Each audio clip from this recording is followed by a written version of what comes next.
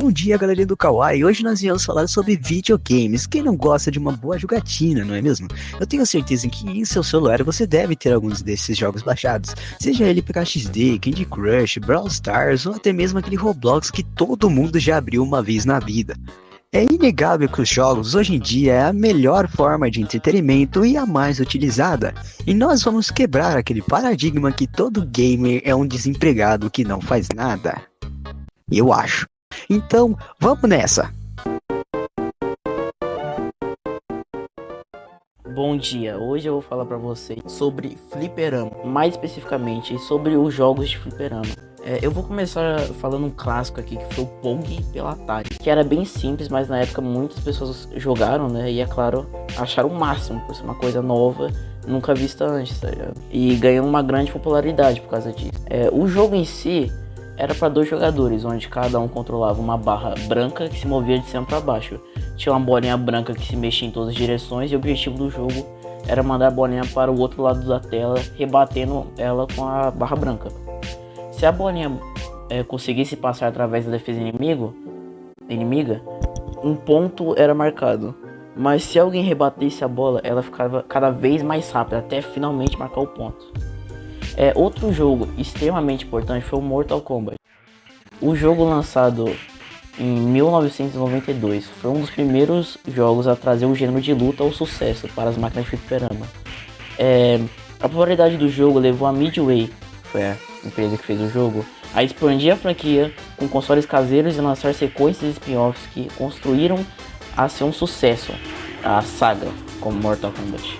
O sucesso de Mortal Kombat nos fliperamas também influenciou o desenvolvimento de outros jogos de luta, e o jogo é ainda considerado um dos mais importantes e influentes da história dos jogos eletrônicos. Um dos motivos pela criação de classificação de idade nos jogos foi o Mortal Kombat, que pela sua agressividade e violência chocou todos na época, ou seja, vamos criar uma classificação de jogos para que pessoas sabem que tipo de jogo elas estão jogando, usando a classificação de idade para fazer isso. Agora eu vou falar para vocês sobre os jogos mobile. O primeiro jogo mobile famoso foi Snake, conhecido no Brasil como Cobrinha, que lançou em 1997 para os celulares Nokia. A partir de 2007, os celulares começaram a evoluir rapidamente, e com isso, os jogos mobile também começaram a evoluir. Portanto, alguns jogos marcantes foram lançados como Angry Birds, Temple Run, Candy Crush, Subway Surfers e Pool. Esses jogos foram o que realmente popularizou a indústria dos jogos mobile. Mas afinal, por que os jogos mobile eram tão famosos? Grande parte da fama dos jogos mobile foi a acessibilidade, os jogos sendo gratuitos, simplicidade e evolução gráfica. Falar sobre a história dos games e não incluir o início e a evolução dos consoles seria como falar da história do cinema sem citar o Charlie Chaplin. Vou começar pela primeira geração, que é de 1972 a 1983. A primeira agenda dos consoles, ela chegou em 72, mas já estava sendo desenvolvida lá para meados de 1970 e até 1950, quando algumas pessoas à frente do próprio tempo criaram sistemas interativos em televisores. A primeira de todas essas tentativas ligou a Magnavox, uma fábrica de produtos eletrônicos, com o conceito de Ralph Baer a fazer o Odyssey, ou Odisseia. Um shell foi projetado para o console, componentes internos foram adicionados com a supervisão dos criadores originais, tendo apenas aqueles clássicos e característicos em preto e branco, e 2 controladores foram conectados à capacidade de mover esses sticks pela tela, para cima e para baixo, ou de um lado para o outro, dependendo do joguinho, certo? Quando tudo ficou pronto, seus criadores marcaram uma data de lançamento para aquele que podemos considerar o primeiro console doméstico da história, o que aconteceu nos Estados Unidos em setembro de 1972. Agora a segunda geração, que é de 1978 a 1992. Os jogos têm um grande salto de qualidade e chegam a máquinas que, poupando distâncias, marcam o início de uma forma de construir consoles em torno de componentes que todos conhecemos. Em todo caso, é neste momento que a cor começa a chegar aos videogames. Também se os primeiros efeitos sonoros e melodias adaptadas ao que acontece na tela, além de gráficos personalizados para nos mostrar cowboys, carros de Fórmula 1 e até naves espaciais. Quem liderou essa geração foi, sem dúvida, o Atari 2600, que cessou a produção em 92, depois de vender pouquinho, né? Mais de 30 milhões de unidades. mas mesmo assim terá concorrentes importantes, especialmente em termos de videogames, como o CBS ColecoVision, com seus cartuchos extraordinariamente avançados. É nesta altura também que surgem as primeiras empresas de desenvolvimento, e uma delas é a famosa Activision. A terceira geração, ela começou em 1983 e foi até por volta de 2003. Essa terceira geração pôde começar um pouco mais cedo, graças ao lançamento de 2 consoles japoneses, que são as empresas que substituem as americanas após o crash de 83. Esses são o Famicom e o SG-1000 da Sega. O primeiro foi reconhecido mundialmente como Nintendo Entertainment System, ou NES para os mais íntimos, né? E o segundo como um embrião do que mais tarde conheceríamos em nosso país como Master System. A Atari tentou voltar ao mercado com o sucessor para o Atari 2600 e pega essa criatividade bombástica, chamado Atari 7800. Mesmo lançando com um bom catálogo, com o nome de empresas importantes como Activision, nada pôde fazer contra o Japinha, que dominaram o mercado e expandiram-se pelo mundo, com o NES, com o catálogo tendo Zelda, Super Mario Bros, etc., que atingiu 61 milhões de consoles vendidos e o Atari mal pegou 1 milhão. A quarta geração, ela começou em 1987 e acabou em 1999, na virada de milênio. Também conhecidos como consoles de 16 bits, houve um aumento muito grande na qualidade dos jogos, tendo paleta de cores melhores, uma melhora no áudio e muito mais. Será em breve, no final da década de 80, que a Sega chegou com o Mega Drive, buscando levar jogos arcade para nossas casas. No fim de 1990, a Nintendo chega quebrando tudo com seu Super Nintendo, com um hardware muito superior à concorrência. Nessa geração também chega alguns consoles portáteis, como o Game Boy da Nintendo, que mesmo sendo de 8 bits, é carregado pelo hype gerado dos modelos de 16 bits. É nesses tempos em que se consolidam gigantes que já triunfavam, como a Konami, a Capcom, Electronic Arts, Ubisoft, Codemasters e etc. Finalmente chegamos à quinta geração, que se iniciou em 94 e acabou em 2002. Chegamos a um dos pontos de viragem da indústria. A geração de consoles de 32 bits é uma das mais importantes, porque apresenta 3 dimensões pela primeira vez. É a partir desse momento que começamos a falar sobre ambientes 3D, motores gráficos, polígonos, texturas e efeitos de iluminação. E tudo isso acontece numa competição pelo pódio, com uma forte competição da PlayStation, Saturn, Nintendo 64, 3DO, Atari Jaguar, PC, FX da NEC e, é claro, aquela coisa da Sega chamada 32X para o seu Mega Drive. O Nintendo 64 em 96 mal conseguia conter o sucesso da Sony e se tornou um console entre guerras que dificilmente teria um catálogo extenso como seu principal rival. O PSX iniciou um caminho de sucesso que dura até hoje. Agora chegamos na sexta geração, iniciada em 98 e finalizada em 2013. Com a sexta onda de consoles, a indústria começa a se concentrar. As apostas de marcas fora das tradicionais no mercado deixam de aparecer, e a Sony se consolida como o principal rival a ser batida. Em qualquer caso, em 98 vemos o lançamento do Dreamcast, que é para muitos a melhor máquina dos pais do Sonic, e que não teve a oportunidade de ter sucesso devido ao enorme sucesso que a PlayStation tinha quando chegou às lojas. Desenvolvedores enfeitiçados pelo sucesso do PSX confiou cegamente no PS2 quando chegou às lojas em 2000, apesar do programa para ele ter sido uma verdadeira aprovação. Mesmo assim, tornou-se praticamente a única máquina de sucesso da época, desde que a Nintendo, ainda prolongando a vida útil de seu Nintendo 64, não revidou até 2002, com o lançamento do GameCube, o primeiro console doméstico da empresa com o formato de disco. A distância que a Sony obteve foi abismal, batendo todos os números de venda até aquele momento, com uma vida tão longa que viu seu último jogo chegar em 2013, com o lançamento de FIFA 14. Antes, em 2001, Microsoft deu um salto para o mercado de consoles, depois de anos no PC, com o Xbox, uma máquina que era essencialmente um PC compactado em um espaço menor e que servia como o primeiro tiro para o que virá depois. Na área de portáteis, a Nintendo continuou na liderança ao lançar o seu novo Game Boy Advance, que contém um poder de hardware equivalente ao do antigo Super Nintendo. A sétima geração iniciou-se em 2005 e acabou em 2015. Sem dúvida, A partir dela, estivemos diante do que podemos considerar como a geração que define os padrões de qualidade gráfica que ainda mantemos hoje, com certos avanços mais do que evidentes, mas o salto no desempenho dessa geração deixou muito para trás os vistos no PS2, Xbox, Dreamcast e GameCube. A Microsoft, ciente da desvantagem que trazia de seu Xbox original anterior, correu para ter a sua aposta para o futuro o quanto antes. O resultado foi o Xbox 360, uma máquina sólida em seu hardware, muito competitivo, mais barato que o PS3 e que contava com o apoio de uma indústria que já via o sucesso da Sony com algum ressentimento. O resultado é que o PS3 chegou mais tarde e com preço exorbitante.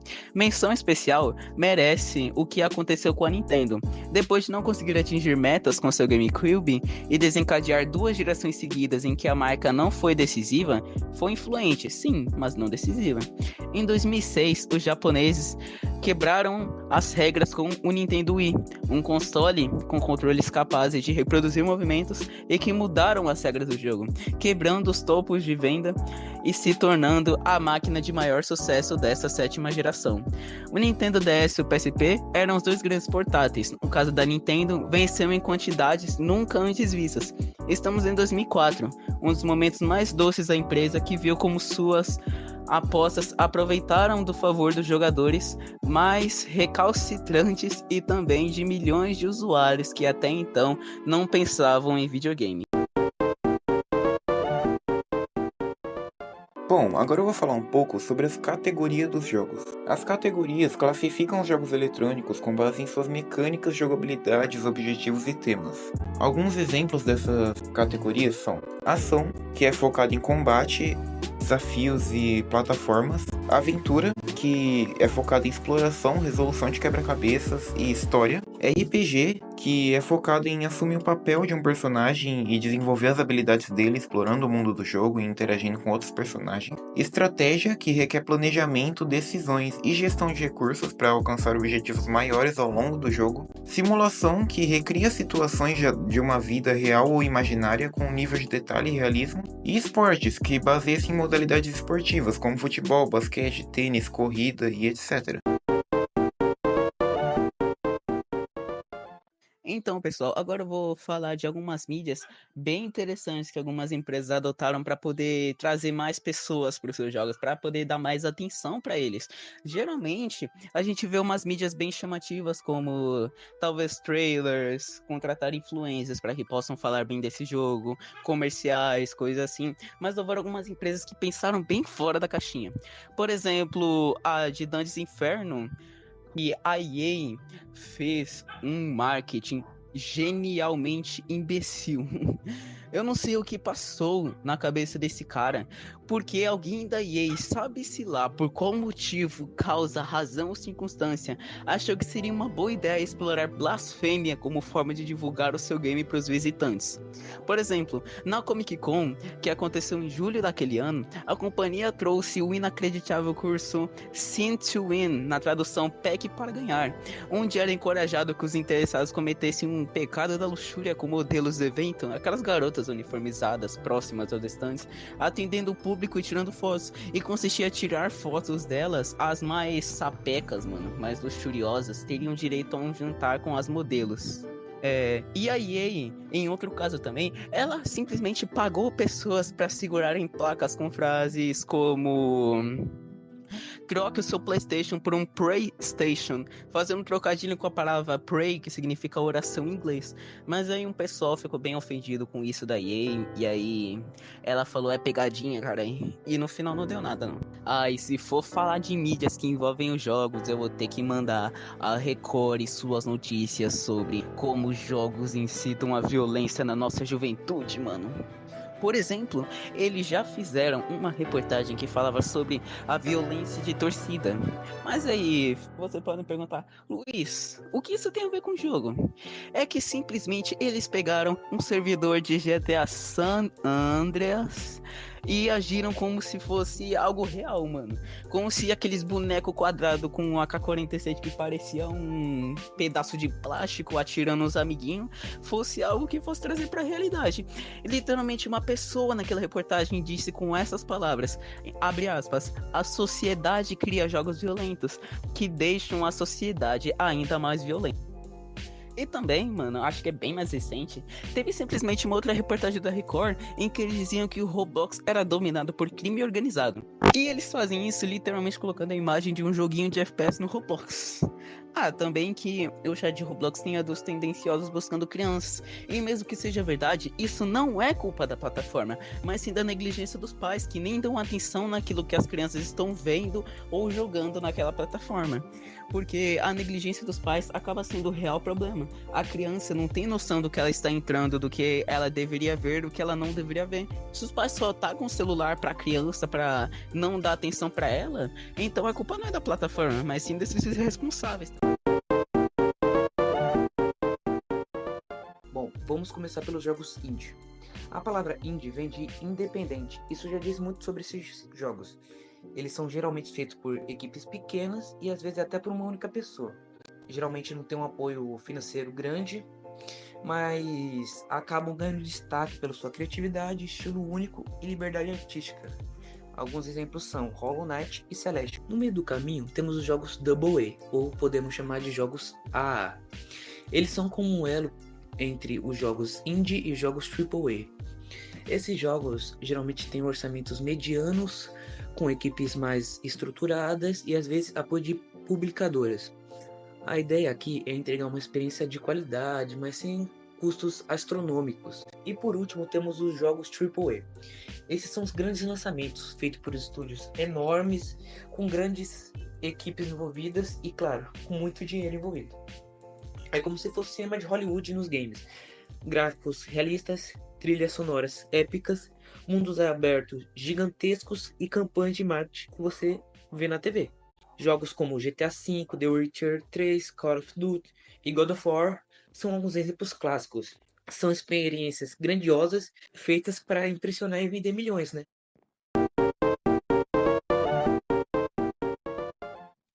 Agora eu vou falar pra vocês sobre o meu jogo AA favorito, ou seja, um jogo indie. O meu jogo é um jogo mobile que se chama Battle Cats. O objetivo do jogo é você, usando 8 gatos, destruir a base inimiga que está do outro lado do mapa. A base inimiga vai tentar se proteger usando e mandando animais contra você, para eles brigarem. Se você destruir a base inimiga, você ganha, e se a sua base for destruída, você perde. Agora eu vou falar pra vocês sobre o meu jogo AAA favorito. Esse jogo é Rocket League. Rocket League é um jogo onde você é um carro e você tem que chutar uma bola para o gol, enquanto desvia da defesa adversária. E seu objetivo é, óbvio, marcar o gol, e quem tem mais pontos no final do jogo ganha. Bom, FNAF. Tudo começa numa pizzaria chamada Fred Fazbear Pizza. O lugar parecia perfeito para famílias e crianças, até que do nada crianças começaram a desaparecer. Quem estava por trás disso? Um homem misterioso chamado William Afton. Ele se escondia atrás de um traje de coelho roxo e atraía as crianças para a morte. E o pior de tudo, as almas dessas crianças não foram embora. Elas ficaram presas dentro dos animatrônicos, como Fred, Bonnie, Chica e Fox. Por isso que eles se movem à noite. Eles querem vingança. Aí que você entra. Segurança da pizzaria durante 5 noites. Você precisa sobreviver trancado num escritório, monitorando câmeras e tentando não ser pego por essas criaturas. Mas conforme o jogo avança, as histórias se aprofundam. Empresas tentam esconder crimes, experiências bizarras com robôs e até viagens no tempo. Terraria é um jogo de RPG e aventura indie feito pela empresa Relogic. Ele foi feito em 16 de maio de 2011 e é um jogo focado em exploração, fabricação de itens e batalhas. No jogo você pode construir, explorar milhares de biomas e enfrentar um monte de criaturas para poder avançar ao longo do jogo. Nele você também pode enfrentar chefes para poder pegar recursos e fazer armaduras e espadas novas. O jogo contém mais de 1000 itens coletáveis e mais de 500 criaturas para você poder interagir no jogo. Além de também tem os NPCs que podem vender coisas para te ajudar na progressão. O jogo pode ser jogado de forma multijogador ou solo. Assim sendo, você também pode jogar com seus amigos. Por esse estilo de gameplay, o jogo é frequentemente comparado com Minecraft e Metroid. E o jogo até hoje, mesmo depois de 10 anos de lançamento, ainda recebe atualizações. Dependente se você tem contato ou não com jogos, você provavelmente já escutou aquela história que todo jogo incita violência, ou todo jogo, na verdade, é bobinho e sem nenhum significado. Mas hoje eu vim apresentar para você um jogo que tem mais do que uma história, mas sim, eu gostaria de dizer que é um estilo de vida. O nome dele é Stardew Valley. Em 26 de fevereiro de 2016, nós somos agraciados com esta beleza chamada Stardew Valley. Aqui conta histórias do player, ou seja, você que já está cansado de trabalhar no CLT e recebe um pedacinho de terra numa vila chamada Vila Pelicanos do seu avô. Lá você recebe uma fazenda e agora o seu papel é cuidar dela.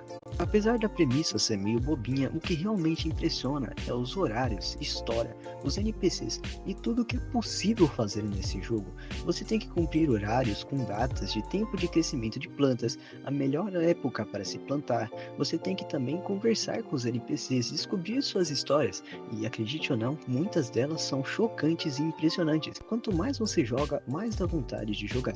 Acredite ou não, eu tenho quase 1000 horas nesse jogo, então tem realmente muita para fazer. O que realmente impressiona, além de tudo isso, é a questão de jogabilidade, o tempo que você pode gastar e o tempo que você não tem para gastar. O Stardew Valley te ensina a gerenciar o seu dia, já que dias são contados, ou seja, não é um jogo infinito, você tem anos e você tem que terminar ele até uma certa quantidade de anos, e se você não tem uma boa gestão no seu tempo, você não consegue fazer tudo o que tem para fazer, você não evolui e acaba perdendo, na verdade, levando um puxão de orelha do seu avô. Se alguém perguntasse pra mim qual é o melhor jogo AAA, eu com certeza diria este. Em 4 de setembro de 2018 é lançado Spore, que foi uma febre em todos os cantos da humanidade. Aonde você olhasse, tinha alguém jogando Spore. Spore é um jogo de simulação de evolução, onde você controla uma espécie desde seu estado bacteriano até ele sair do planeta, ou seja, controlar uma galáxia inteira. Apesar de seus gráficos simples, não se engane, é um jogo extremamente complexo e divertido. Temos alguns estágios, sendo o primeiro, obviamente, o bacteriano, onde você começa com uma bactéria, obviamente, né? E depois disso, você sai do estado bacteriano para você ir para a Terra. É onde você começa a dar os seus primeiros passos, criar os primeiros membros, criar boca, olhos ali. Depois disso, você vai para o estado tribal, onde a sua espécie começa a criar alguns costumes, práticas, religiões. E você pode criar também ali mecânicas como carros, aviões. Ali você pode ter a opção de criar uma guerra, ou você poupar as outras espécies. Aí fica a sua questão. Depois disso, você sai para a galáxia, onde você começa a visitar outros planetas, ver a evolução de outras espécies. Algo que é muito engraçado nesse jogo é que ele não é um jogo scriptado, ou seja, toda vez que você abre ele é diferente, acontecem coisas diferentes, espécies novas podem nascer, ou espécies que você criou anteriormente podem jogar com você também. Então foi isso, galera. Eu agradeço muito por vocês terem aguentado até aqui. Esse foi o nosso vídeo. E também eu já digo aqui de antemão que deu um trabalho do caramba para fazer isso aqui. Então eu quero meu MB, por favor, professora, tenha piedade de nós. Eu já não consigo mais contar quantas noites de sono eu perdi fazendo isso daqui. Então, para terminar com aquela chave de ouro, se inscreva no canal, ative o sininho, dê o like e adeus!